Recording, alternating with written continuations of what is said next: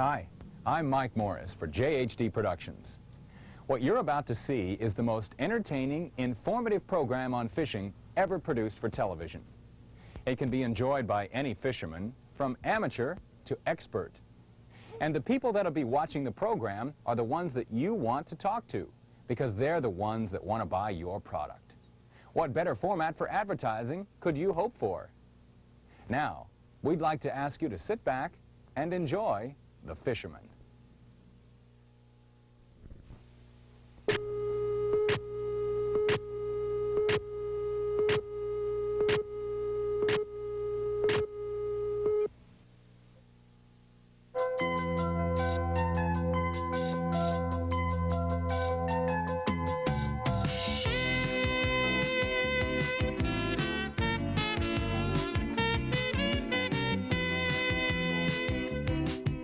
Hello, I'm Mike Morris. Welcome to The Fisherman.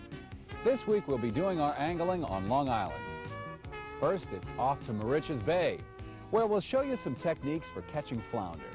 Then, we'll go to freshwater for some of the best fly fishing for trout on the entire East Coast. I have a question for you. Have you ever seen a fish hatchery? You know, chances are good that some of your favorite fishing holes may have been stocked by one. We'll talk to the manager of the Connecticut Hatchery to find out just how it's done. We have a lot coming your way today on The Fisherman, so let's get started.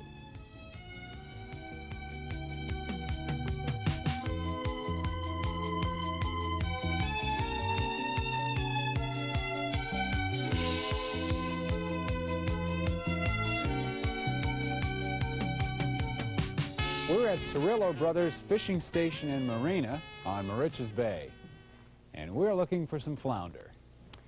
If you're an experienced fisherman, you already know how tricky it can be to catch these flatties. What kind of bait do you use? What kind of equipment? Where do you find these very popular fish? Well, we're about to head out to the water to answer these questions and to try to catch some flounder. We're going to do all this with Nick Castoro. He's an expert flounder fisherman. Nick, how are you today? Fine, Mike, fine. Got a question fine. for you. Sure. We're going to catch lots of flounder? Jumping in a boat, no reason why we shouldn't. Can't wait to get out there. What do you say we fire this baby up and get on going?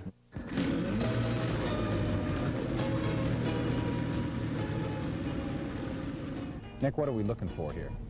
We're looking for just deep water right now, mud bottom, tide, meaning a nice ripping tide so that we can throw our chum down and the chum will be carried off in the tide to the fish. The fish will then follow the chum right back up to the area that you're fishing. Okay, now we got the anchor in, chum pot in. What we're going to do, Mike, is grab a hold of the pole and we'll bait up the hooks right away. Get you set. Now, what are we going to be using first as far as bait goes? Well, I'd like you to use one bloodworm on one hook and a piece of sandworm on the other hook. All right. And we'll find out from that which one is going to be best suited right now for the fish. See what they're looking to grab first. You just wrap it around the hook a little bit. Now, more like a bloodworm, a sandworm, a tubular. So you try to get it in there a little bit, feed it down. Okay. And it'll stay on a lot better. And it camouflages it. Now, are we going to cast this, or what's the best way to put this into the water? The idea is just to play it out right down into the current, let it hit bottom, and you just bounce it off the bottom. That's all, till the flounder decide to take the hook, and you'll know it. They'll tug on it. And how do I set it? Will I just give it a tug to set it? Yeah, you got to just give it a little whoop, like that, and you're ready to go. Okay. Meanwhile, I'll bait the other hook.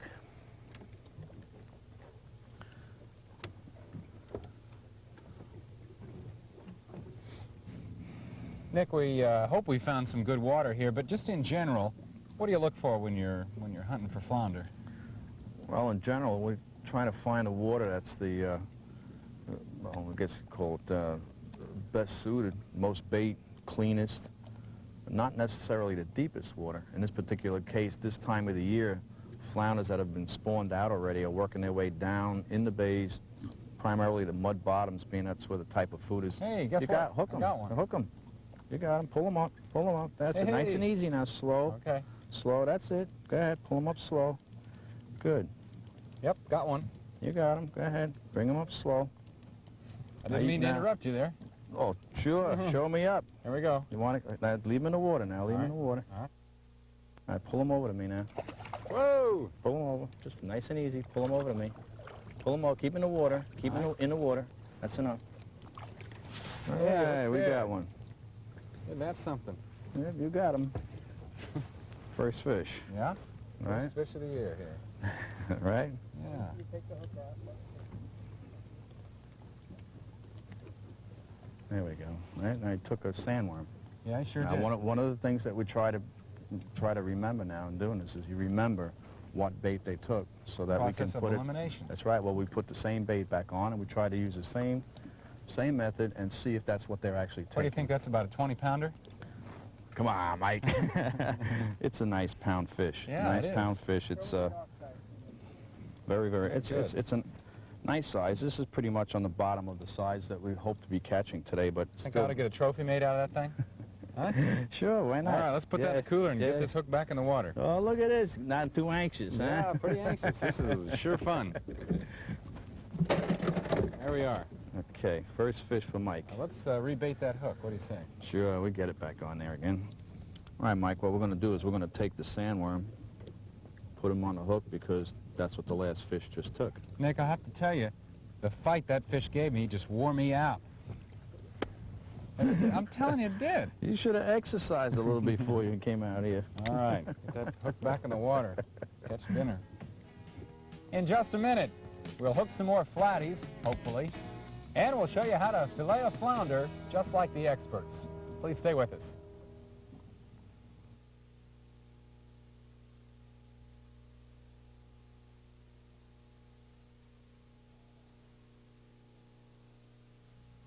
Let me ask you, what's the best way to keep our catch fresh? Well, what we've done is we brought a cooler with us with ice in it. I like to take the fish, lay it right on the ice.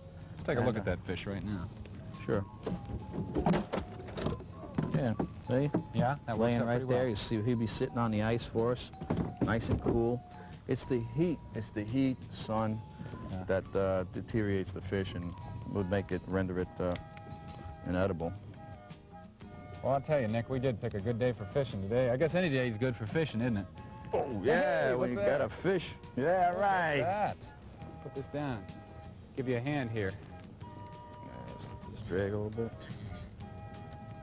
Because I have a very light tackle here, I'd like to Oh, yeah, you don't want to pull them up nice and easy. You want to pull them in, Mike? I'll give Just it a grab try. it, right down, way down, way down, way down. That's it, all the way in now. Pop it in. All right. Look at that. Okay. Who gets the trophy for the biggest fish today? Huh? Oh, you know, that's right. We didn't set a little pool here, did we? Now, are you going to keep this one, or Well, are you going to put it back? I think we're going to keep him because he's pretty much, you know, Stop. later on they're going to live. So if we want it, we catch enough of them, we can just throw some of these right. back. Nick, I'd sure like to thank you for taking us out fishing. It's really been a delight. Appreciate Yeah, it. my pleasure, Mike. Pleasure. I'm glad you caught a few fish. Yeah, I am too. And listen, you know, when you catch the fish, it's nice to be able to fillet them just like the experts do. Let's head back to the dock and we'll find out just how it's done. Okay, Mike.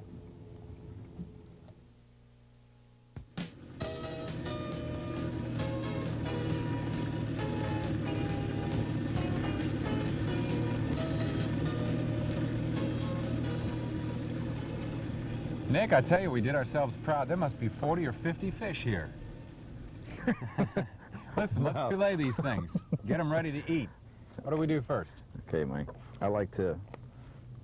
Well, they're kind of fresh, aren't they, huh? Yeah, they are. I like to take them, Mike, and work with the white side first, and cut them in quarters. I think it's easier for me, and I think it's easier for a lot of beginners, especially. So I'll do it that way. Like to take and not go through the bone, but cut them on an angle like so, meaning that a lot of meat up on top, stomach cavity, rather thin area. So you want to try to cut it on that angle. Bring them forward. Cut them down a line. You can notice on most flounder and fluke, you'll find a white line, a line coming down the center of the body, indicating the center of the ribs going out, like so. Take them, just cut it down, take the knife, follow through on top of the rib cage, like this. Get up underneath, just right on top of the ribs, like this. Separates it real cleanly. Clean, yeah, just work it right Look at down, that. nice. Beautiful. Come right down like so. Knife through, up, like that. You wind up with a nice fillet. All right, let's finish this All right. one up, yeah. That's nice. You just slide the knife right in the center there. That's right. Good. I'm fairly good at this. If anybody wants to any beginners want to do it, they could do it a lot slower, step at a time. Sure. And you'll wind up saving a lot of the meat. Now we're on the second side, same angle, back toward the stomach. Again, the line down the middle. So basically, you'll get 4 fillets out of a good-sized flounder. That's right. Same thing. Cut them in. Get the knife underneath the meat, on top of the rib, bone. Just pull it down. Just keep working it down. Relatively easy. I can just about smell that cooking right now. Ah, love it. Rich's flounder. There we go. Flounder's a good meat, isn't it?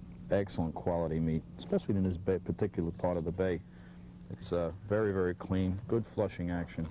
You notice you can see right down to the bottom of the bay out there, so you know it's really clean. Sure. So we wind up with 4 nice fillets and just dispose of the rest, huh? That's right. This would be wasted. I'll tell you, it's not going to take us very long to fillet the rest of these. That's a good method to do, especially for the beginner, isn't it? Yes, it's excellent, Mike. It's easy. Nick, thanks for taking us out today. You taught us a lot about catching flounder, and we sure did catch a bunch, didn't we? I appreciate it, Mike. Appreciate you coming out. Yeah, we did all right. Anytime. For a short We'll stop time. out again, all right? Thank you. Listen, we want to invite you to stay with us because in just a moment, we're going to see some of the best fly fishing around. And also, if it's trout you want, it's trout you'll get as we visit the Connecticut State Park Fish Hatchery when the Fisherman continues.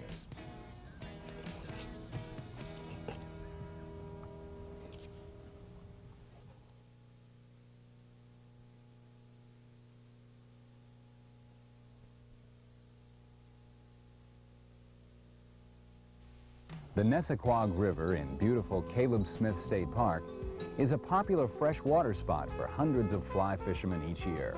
Fly fishermen like Russ Wilson. How come you fly fish for trout instead of bait fish, for instance? Well, I like to fly fish, really, because it takes a lot more concentration. It's not like fishing with worms or with salmon eggs.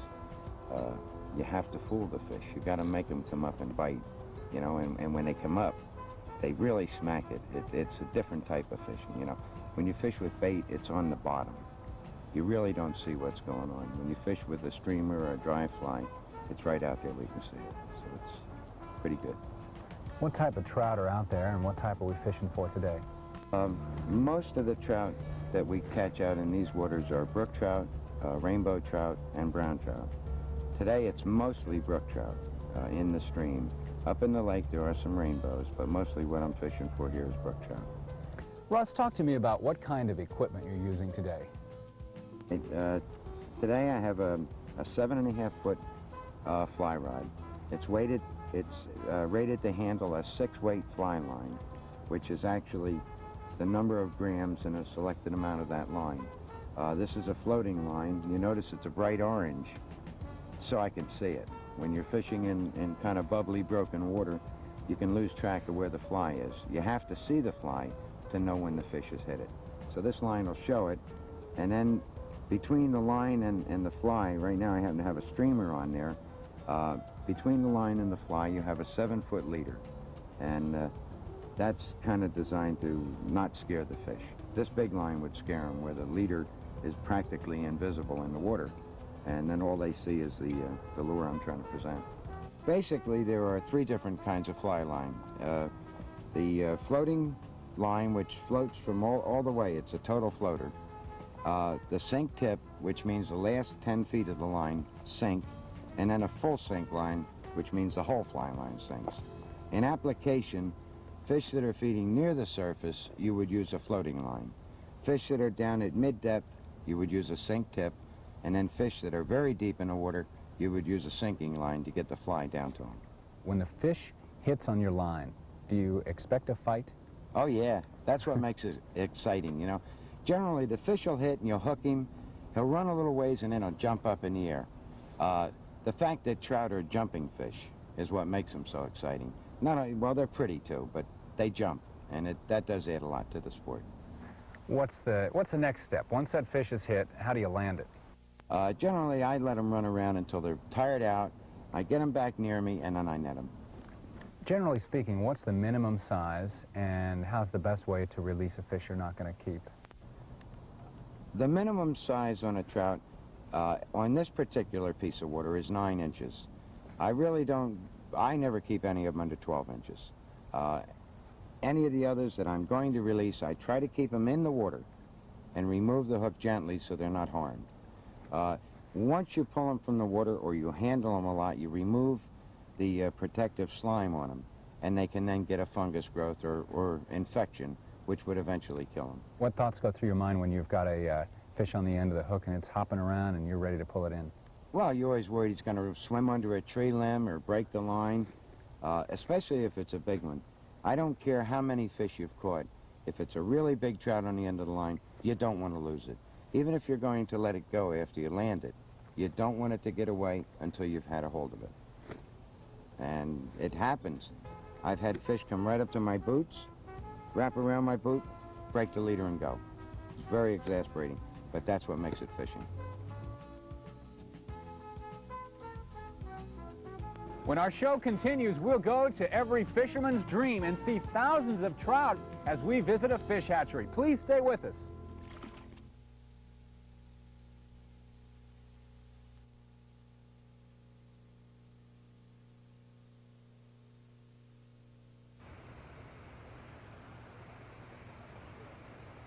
We're visiting the Connecticut River State Park Preserve Hatchery on the south shore of Long Island.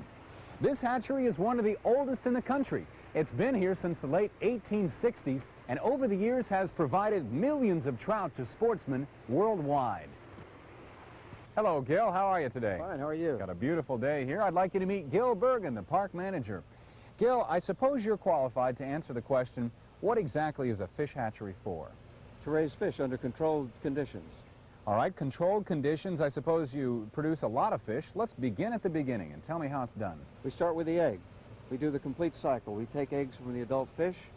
They are placed upon trays that are put in the hatchery troughs. They hatch out, and we put them outside in the hatchery ponds.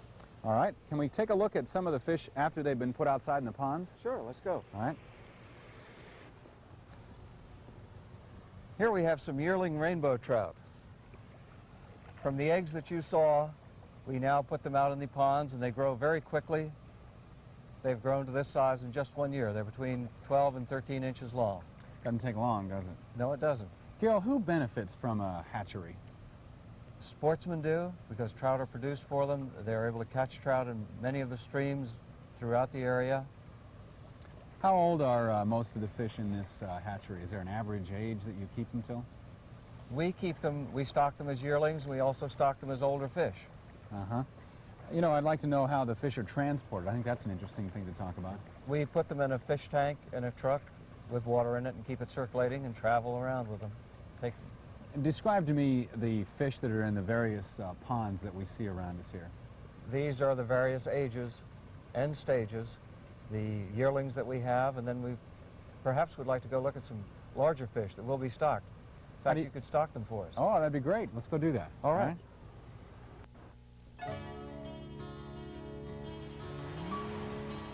Gil gave me the standard issue waders and the warning, Mike, you're gonna get wet. I didn't believe him, but then I had never gone fishing for 200 pounds of trout with only a net. He said we needed to spread the net out and skim it across the bottom of the pool, which was about 3 feet deep. I could feel the fish nudging my waders, sort of like walking around in an overcrowded aquarium. You know, I always felt lucky to snag a 3-pounder, and Gil told me that right about now, we had snagged about 200 3-pounders. But I don't know, there's something about the thrill that plopping a line in the water provides that a net just doesn't have. However, if you want to catch a lot of fish real fast, this is the way to go. As we got closer to the wall where we were going to trap the fish, the net got heavier and heavier. Gil told me to pull back on my side. And as I did that, a couple of times I almost fell over. I couldn't imagine why this was so heavy until we pulled it out, and there was more fish than I had ever seen in one place. Now, I think I used up my limit for the next 20 years, but just look at these beauties. It'd be a good day of fishing just to haul 1 or 2 of them in. Normally, these fish would be sorted for size and shipped, but today, well, we're just going to take a look at them and throw them back. Just think of the fish stories I'll get out of this catch. Oh yeah, caught a couple of hundred, but I threw most of them back. Only keep the big ones. And when we continue, we'll show you some of those big ones. Rainbow, brown, and brook trout. Please stay with us.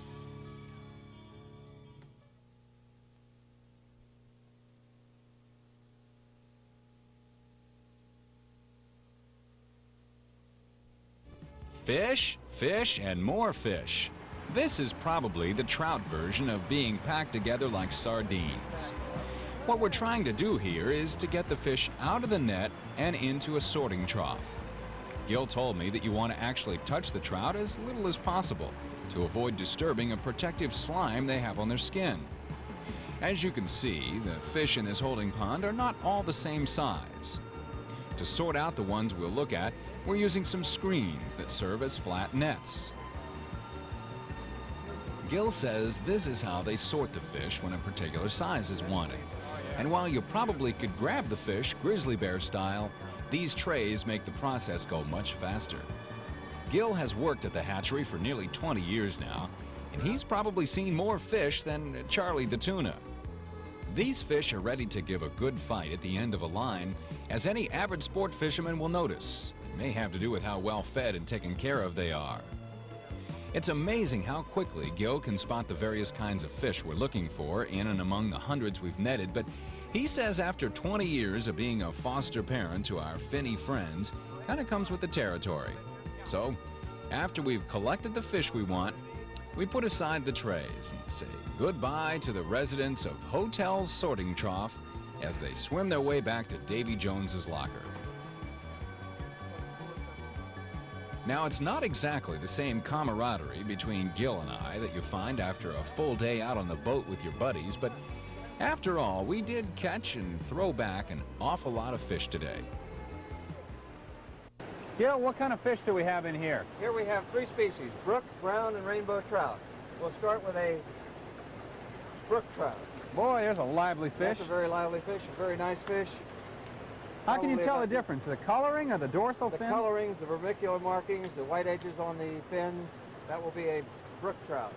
Then we will have a rainbow trout. Oh, a beautiful fish. You can see the stripes, the red stripe that it has, the small spots.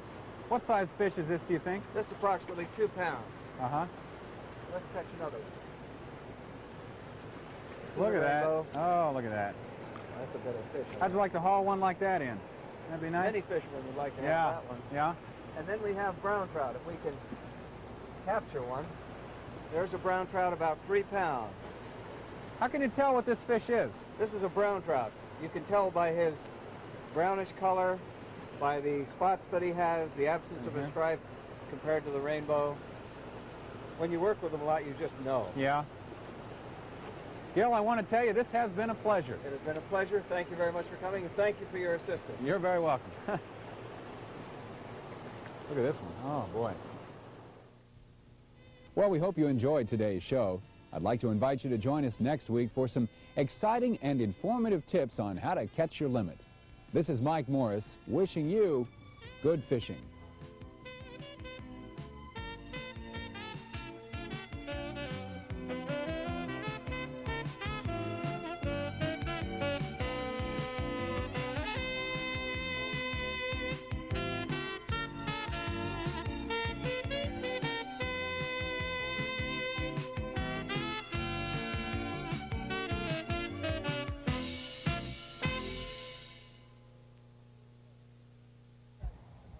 We hope you enjoyed The Fisherman. There are plenty more episodes just waiting to be shown.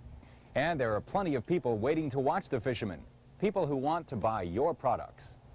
If you have an interest in becoming a sponsor of The Fisherman, please contact JHD Productions in Deer Park, New York, or just chat with one of our sales representatives. Thanks for watching the show. This is Mike Morris wishing you good fishing.